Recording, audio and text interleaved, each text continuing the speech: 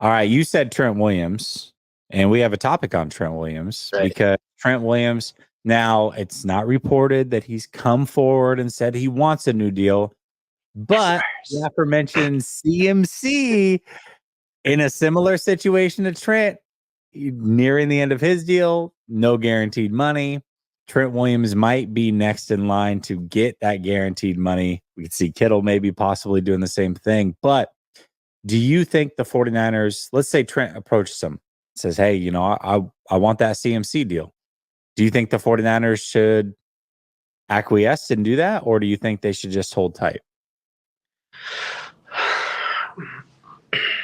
It's a tough one, right? Because it goes back to the age thing that I know you have kind of like a hard kind of at a certain age, you're just like, hey, don't be flexible, I guess is the way you put it. But to me, there isn't a significant enough drop in play to where when you got an elite player like a CMC, like a Trent Williams, I think Kittle falls into that category as well. The drop off I don't think is as steep as maybe people that aren't as elite as those people. So I think one, if this is true, it probably means that Trent Williams isn't looking to retire as soon as maybe we thought he was. Like, I think most people just kind of figured he'd play out this deal and then kind of hang him up. But I think Trent Williams is motivated by, obviously he wants to win a Super Bowl, but I also think there's certain records that he wants to hold. And he's motivated by, Pro Bowls, all pros, all those types of things, which, is great. Obviously, if you're the team that's able to bank on him, I think I would be open to it, to be honest. If it's like one of those deals where, you give them a little bit more money, but it doesn't, like, you have outs basically, like kind of like the CMC deal where it's not going to put you in too much cap hell in the future.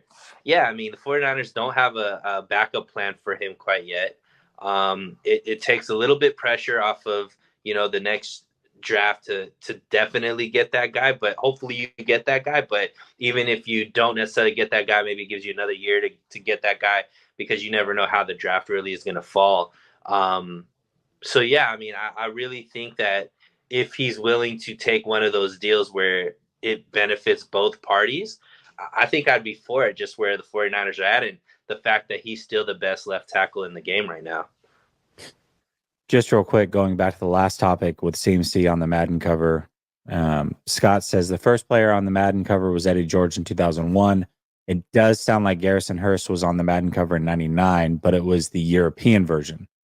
Up Oh, until 2000 on the American version, it was Madden that was actually on the cover. So sounds like we got our answer. Thank you all so much for contributing. James says, wouldn't a new deal open up cap space in the near term? Sounds like it would be a good move considering our roster construction. It would. It would be very similar to what happened with CMC, but you always end up paying somewhere, right? And the way that CMC's deal was constructed is it was a 2-year deal, no guaranteed money after those 2 years. So after this year and next, they could get out of CMC's deal with no penalty. Well, now, because they've reworked that deal and extended him, it's still essentially a 2-year deal. If you look at it, they have an out after the next 2 years, but in order to get out of that contract, they're saving money up front, but they're going to pay almost $9 million to get out of it in 2 years for him to not be on the team. Something similar would happen with Trent Williams.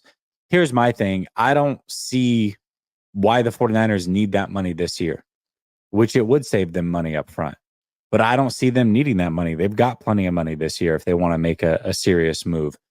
For me, I like the flexibility, like what you're talking about. Now, the plus side is if Trent comes to you and says, hey, I want guaranteed money, that means he's probably not planning on retiring. So you do love that. But the downside of that is Trent being a little bit older, starts to miss more games, or heaven forbid, he has an injury that forces him out and he does end up retiring, not planned. Now you end up owing a lot of money for a player to not be on your team. I personally like the flexibility. I also like rewarding players. I do, but if he plays, he'll be rewarded. And so for me, it's like you've got 3 years left on your deal. I would prefer to just you play and earn your money. And then if you can't play, that's fine. But we're going to have to move on. I guess the way that I see it is I just have to go based off of what has happened traditionally in the league. Yes, there have been linemen that have played up until close to 40, but most linemen don't get there. So Trent certainly is getting close, and maybe he can reach that 40 mark or close to it as well, but maybe he doesn't. And so I would rather take the risk knowing that I've still got him under contract, but I've got it in a safe way and let it play out that way, even if it pisses him off a little bit, versus, all right, let me just give in, give you what you want. And then the worst does happen, something he can't control, something the 49ers can't control. And now they're paying for him to not play for them. That's not ideal for me, because this team is built to win now. I understand that, but they also have to start caring about the future. And Trent Williams isn't going to be here long term. He's just not going to be. So how do you continue to build around Brock Purdy? Every dime will matter eventually. I say, at least for this year, let's figure it out, let him play, and then we can address it again next year.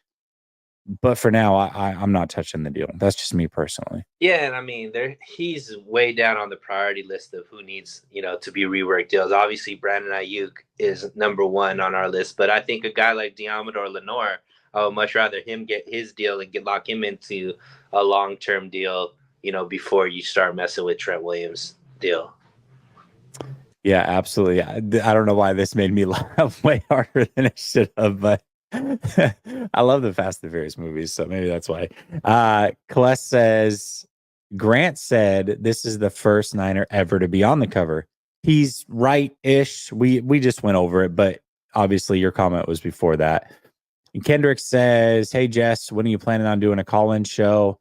I'd love to call in as an outside perspective to share some thoughts on the 49ers. I've got to do one. I don't know when exactly, Kendrick. I know for sure when we get closer to training camp, I will. But as I was letting Sunil know, I have a knee surgery on Friday. And then I'm also traveling to Oregon for 3 weeks the following Friday or the following Saturday. So things are going to be dicey. I'll be doing shows, but the schedule might change a little bit based off of some of the things that are coming up. So I don't want to promise you anything. Kles says, what up, Last Second Sports and So Real? Just curious, Jesse, any more big shows with Larry and Bish? Let's go Niners. No, actually on Thursdays, I am doing shows with Marco. The big show has been broken up, at least for now. That's something I decided to do. So yeah, not for now, but maybe sometime in the future. Cryptic says, do we pay Banks if he continues this trajectory? Will he get Williams money or do we let him walk? Because by that time, Purdy will have been paid. He's not going to get Trent Williams money. He's a good player, but he's not, I don't think he's ever going to get paid that kind of money, at least not in the near future. I don't know. I don't know what they're going to do with Banks. I think the worst thing that could happen is he plays really well and then they don't sign him and they let him walk. And then they decide, okay, well, Pooney's our new future left guard. And then now they're still trying to figure out the rest of the offensive line. I don't know. What do you think happens with Banks, Sunil? Yeah, I mean, obviously in the 49ers' favor when you're thinking about from a negotiation perspective, health has been a big issue for him even coming into the league. So there's always that they have. He's shown glimpses, but not consistency quite yet because of those injuries, I would say. And I guess it all depends on the number, right? I think also 49ers need to start utilizing more draft capital for offensive line because they need to, have some backup plans there because, clearly, I don't know if Aaron, it depends. Let's see how he plays this season. But as of yet, right now, it would have to be one of those maybe like 1 year prove it deals type of thing where but I wouldn't necessarily do long term unless it's going to be a completely team friendly deal.